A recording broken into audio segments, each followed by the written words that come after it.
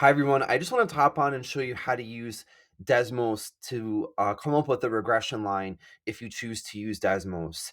I know in the Alta work, they said things like using technology, this value is obtained.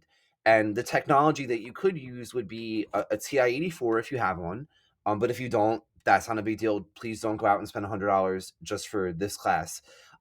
There's SPSS, which is free through the virtual lab. I have a video on that on the site that you can use. But if you don't want to use that and you want to try something different, Desmos is another great alternative. And the website is desmos.com/calculator. Once you get on, you will click on this plus sign where it says add item, and we're going to make a table. So I'm just going to make up some values here to type in. You can use your arrows on your keyboard to put different numbers in. Let's see. I'm just going to scramble these a little bit.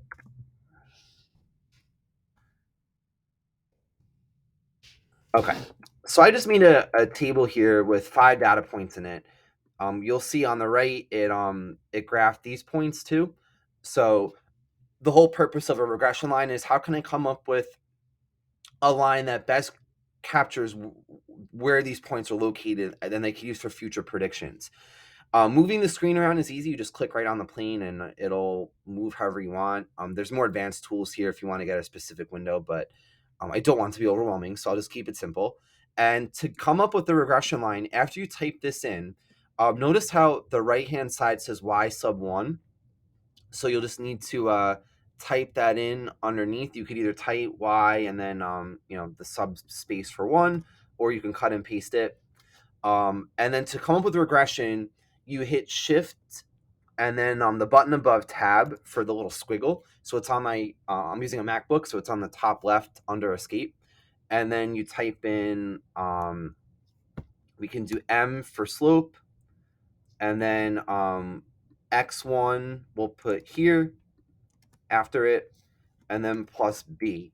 And that gives you everything that you need for the regression line. So right underneath, without you having to do anything, it automatically populates. It gives you the correlation coefficient, both r squared and r. So it's really strong positive correlation since these dots are all going in the same direction and they're pretty close. And then it gives you the slope. The slope of my line at best fit is 1.9. That's what this M is.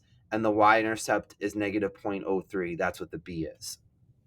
If you're interested in residuals, that's another topic we'll be discussing. Residual is the difference between the actual data value and where the line is saying it is. You can have a plot of those as well if you click plot, and that just gives you the difference. What was the actual versus the predicted. So this dot right here means that the actual dot was about 0.4 above where the line predicted it. So that's here. Whereas over here, the dot fell below the line. So that residual is negative because the line over predicted what the actual value was. And we see here a nice little scatter. Some are above, some are below, no pattern, which is a really great thing. That means a line is a good type of model for this data.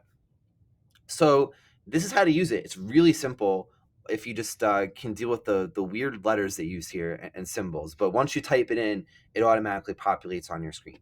Hope this was helpful. Hope you're enjoying the course. If you have any questions, please feel free to continue to reach out.